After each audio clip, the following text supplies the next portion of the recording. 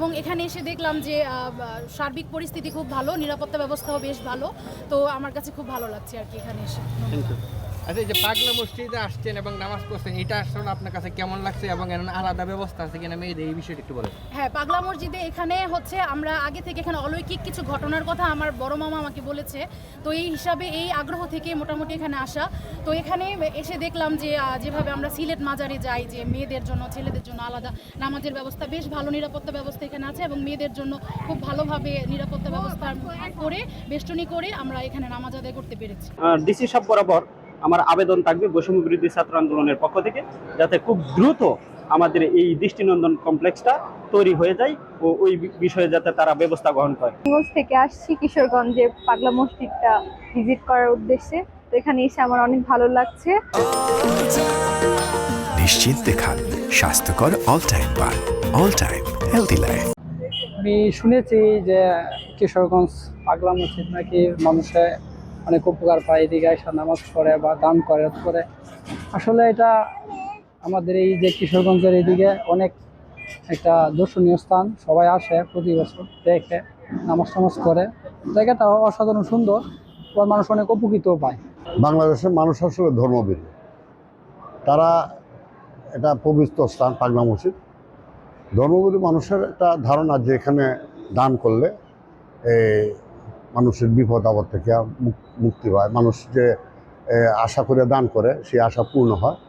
এটা শুধু মুসলমানরা, অনেক হিন্দু, বৌদ্ধ, খ্রিস্টান, বিভিন্ন ধর্মের মানুষ এখানে দান করে। কাজে আমার মনে হয় যে কারো বিশ্বাসে আঘাত করা ঠিক না। যার যার বিশ্বাস মতে এটা দান খয়রাত করবে, এটা মনে হয় যে আজীবন এটা হতে থাকবে। ধন্যবাদ আপনাকে। আসলে কিশোরগঞ্জ জেলার ঐতিহাসিক পাগলা মসজিদ এই অঞ্চলের মানুষের খুব ধর্মীয় একটা আবেগ অনুভূতির অন্যরকম একটা জায়গা। আপনারা সবাই জানেন এখানে আমরা 3 মাস একদিন পর পরই দান বাক্সগুলো খুলি।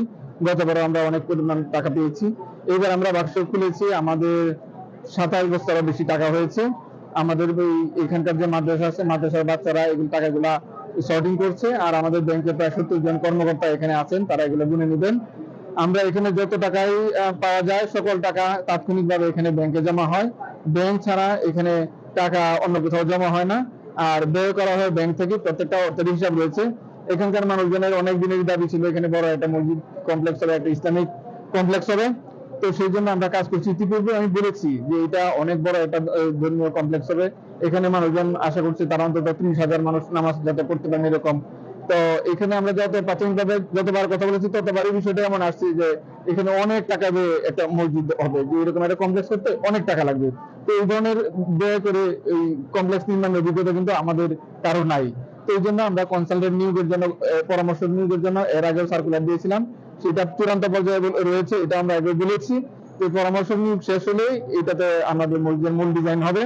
তো আপনারা সবাই আমাদের পাশে থাকবেন। আপনাদের সম্মুখেই এখানে টাকা গণনা হচ্ছে, বাক্স খোলা হয়েছে। আজকে হয়তো দিন প্রতি সারাদিন হয়তো সময় লাগবে। তো আমরা আশা করছি গতবারের ন্যায়, বরাবরের ন্যায় এইবারও মানে একটা রেকর্ড পরিমাণ টাকা পাবো। আপনাদের এই কত টাকা আছে? আপনাদের দানের টাকা টোটাল কত টাকা? আসলে দানের টাকা টোটাল এই মুহূর্তে আমার বলা কঠিন, যে এটা ব্যাংক হিসাব দেখেই বলতে হয়। আর এই সবকিছুর স্বচ্ছতা আছে এখানে, কোনো মানে স্বচ্ছতার বাইরে 1 টাকাও খরচের কোনো সুযোগ নেই। আর যে পরিমাণ টাকা আমাদের কাছে আছে, আশা করছি মসজিদ কমপ্লেক্স নির্মাণ কাজ শুরু করার জন্য সেটা যথেষ্ট। আমরা হয়তো শুরু করতে পারবো, শেষ হয়তো হবে না।